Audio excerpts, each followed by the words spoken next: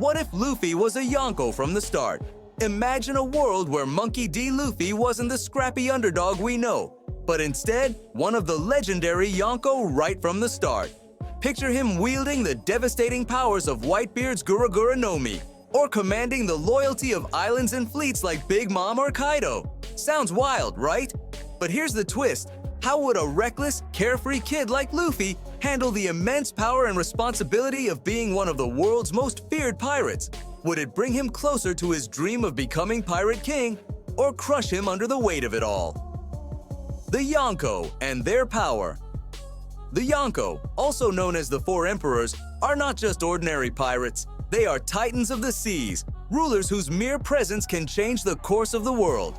To fully understand what it means for Luffy to become a Yonko from the beginning, we need to delve into the power, influence, and legacy these figures wield.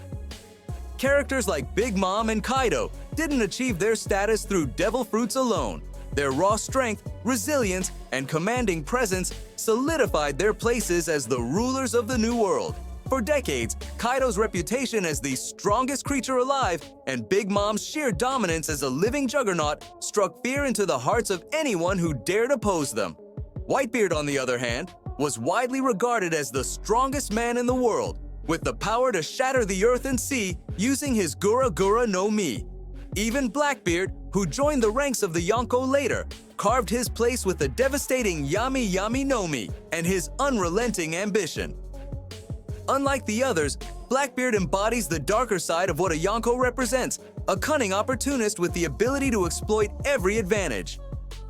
To be a Yonko isn't just about having the strongest devil fruit or winning countless battles, it's about commanding respect, managing vast territories, and maintaining control over an empire of pirate crews, allies, and islands.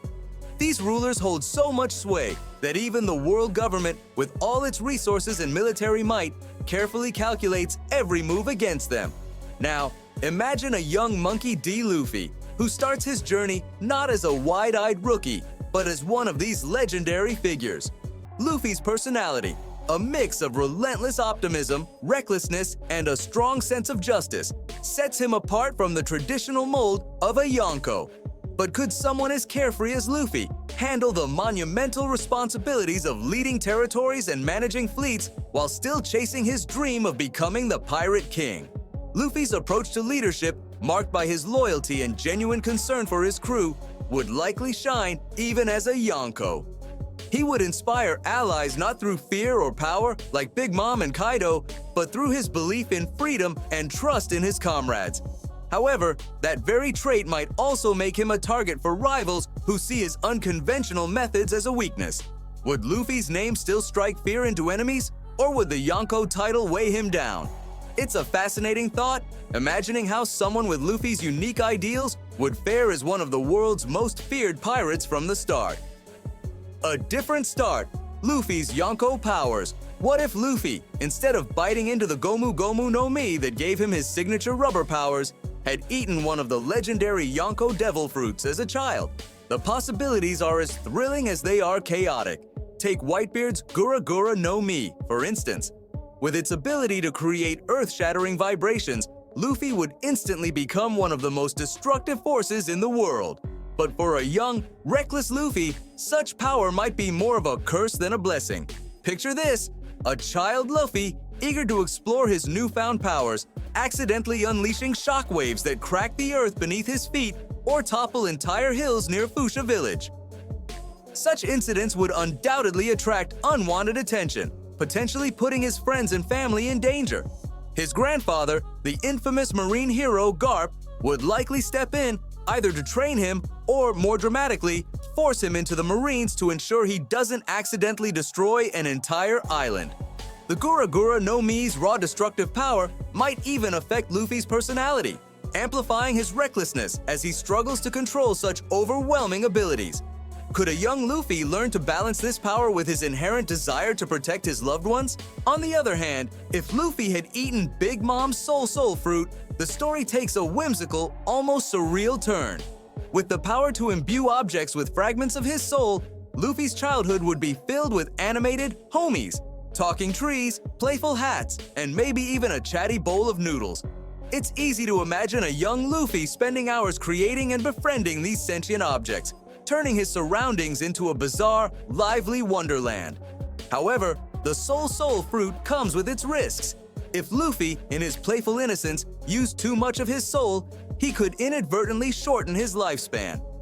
Worse, his carefree experimentation might endanger those around him, like Ace or Sabo, if he accidentally took pieces of their souls. These scenarios highlight how different Luffy's journey would be depending on the power he acquired. Instead of rubbery resilience, he'd have to contend with the burden of mastering devastating or deeply complex abilities at a young age. Whether he destroyed his village with earthquakes or animated his home into a living forest, Luffy's start as a Yonko would undeniably reshape not only his personality, but also his approach to becoming Pirate King. How he'd handle these immense powers and the responsibilities they bring is a story that demands exploration. A Yonko's responsibilities at a young age. Being a Yonko isn't just about raw strength or flashy devil fruits. It's about wielding immense influence over territories and commanding respect or fear from allies and enemies alike. In this alternate reality where Luffy becomes a Yonko from the start, his journey would be radically different from the carefree, adventurous one we know. A Yonko's responsibilities are staggering. They rule over islands, protect their domains from rival pirates and the Marines, and command fleets of powerful subordinates. For someone as young and impulsive as Luffy, stepping into such a role would be a monumental challenge. Imagine Luffy managing a vast pirate fleet and mediating disputes between rival crews. His carefree nature and disdain for authority might make such tasks almost unbearable for him. Luffy is not the kind of leader who strategizes or negotiates. He leads by example, throwing himself headfirst into battles and trusting his crew to follow his heart rather than his orders. While this approach works brilliantly for a small, tight-knit crew like the Straw Hats, it's hard to imagine how it would fare with an empire of pirates looking to him for direction. Would his impulsiveness inspire loyalty, or would it sow chaos among his ranks? Yet, Luffy's charisma is undeniable. Even as a Yonko, he'd likely lead with the same blend of determination and heart that won over allies like Vivi and Trafalgar Law in the original story. Unlike Kaido or Big Mom, who rule through fear and domination, Yonko Luffy might inspire loyalty through his unwavering belief in freedom and his refusal to back down from any challenge. His territories wouldn't be oppressive regimes, but sanctuaries where people could live freely under his protection. However, this idealistic approach might also make him a target for rival Yonko and the Marines, who'd see him as a threat to their carefully maintained balance of power. The weight of leadership might also affect Luffy's personality. Would the pressure of managing fleets and protecting territories dampen his carefree spirit? Or would he find a way to stay true to himself, using his position as a Yonko to bring freedom to the seas? It's easy to picture Luffy struggling to balance his responsibilities with his dream of finding the One Piece.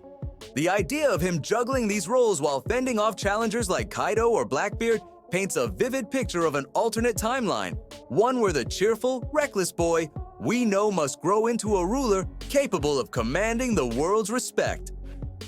Early encounters, Shanks and the Straw Hats. In the original One Piece story, Shanks is Luffy's hero, the man who inspired him to become a pirate and gave him the iconic straw hat as a symbol of their shared promise. But if Luffy had started as a Yonko, this relationship would likely take a very different turn. Shanks, being one of the four emperors himself, might have seen Yonko Luffy as a rival rather than a protege. After all, the world of the Yonko is one of intense competition, with each emperor vying for control over territories and influence. Shanks may have respected Luffy's spirit, but he wouldn't have hesitated to challenge him if Luffy's actions threatened the balance of power in the new world. Alternatively, Shanks might have embraced a mentor role even more fiercely, guiding Luffy through the complex responsibilities of being a Yonko. Shanks is known for his wisdom and level-headedness, qualities Luffy lacks in his impulsive, reckless youth. It's possible that instead of leaving Luffy to forge his path, Shanks would have stayed closer, acting as a stabilizing influence while helping him navigate the treacherous waters of piracy on such a grand scale. This dynamic could even evolve into a rivalry steeped in mutual respect, with Shanks pushing Luffy to grow into the kind of leader the world would take seriously. As for the Straw Hats, The question becomes, would Luffy even need them? A Yonko already commands fleets of powerful pirates, making it less likely that Luffy would need to handpick a small, loyal crew. But if there's one thing we know about Luffy, it's that he values personal bonds over practicality. Even with a massive fleet at his disposal, he'd likely still seek out the companionship of close friends to share his journey. The dynamics within the crew, however, would shift significantly. Zoro, for example, wouldn't join a captain who hadn't proven his strength in battle. For Zoro to respect Luffy, the latter would need to show that his Yonko status was earned, not inherited. Similarly, Nami might initially be drawn to Luffy's power and protection, but would hesitate to follow someone so reckless. Over time, though, Luffy's genuine belief in freedom and unwavering loyalty to his friends would likely win them over. Still, the journey to becoming a cohesive crew would be rockier. As a Yonko, Luffy's authority might feel overwhelming to potential crewmates, who would have to adapt to following a captain who started at the top. The bonds that form would likely look very different, built more on awe and respect than the shared struggles that define the original Straw Hats. The journey through the Grand Line, Luffy's journey as a Yonko would be a far cry from the humble, scrappy adventure we know. From the start, his status as one of the four emperors would grant him resources, allies, and influence that rookie Luffy could only dream of. Need a log post to navigate the Grand Line? One of his subordinates would already have it.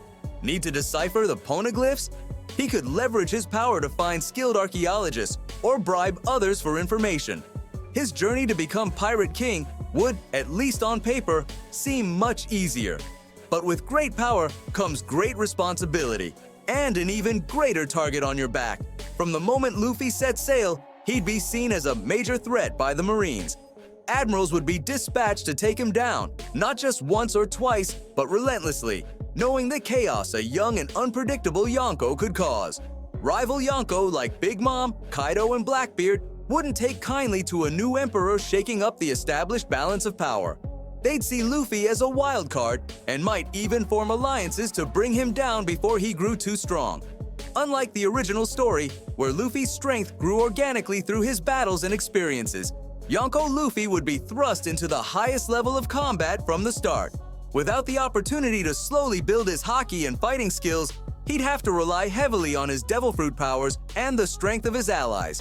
But would that be enough? Luffy's defining trait has always been his ability to overcome the odds through sheer willpower and creativity. As a Yonko, those qualities might be overshadowed by the overwhelming expectations and responsibilities of his position. His reputation would also precede him in every encounter. Instead of being underestimated by enemies, as he often is in the original story, Luffy would face opponents who prepared extensively to counter his abilities. And without the scrappy underdog charm that makes him such a compelling hero, how would he win over allies like Vivi, Trafalgar Law, or even Boa Hancock? The Grand Line would still hold its challenges, but they'd be different. Tests of leadership, strategy, and diplomacy, rather than raw strength. Whether Luffy could thrive under such scrutiny or buckle under the weight of his title is a question only this alternate reality can answer. The Alabasta Arc, a Yonko's impact. The Alabasta Arc is one of the most defining moments in Luffy's original journey.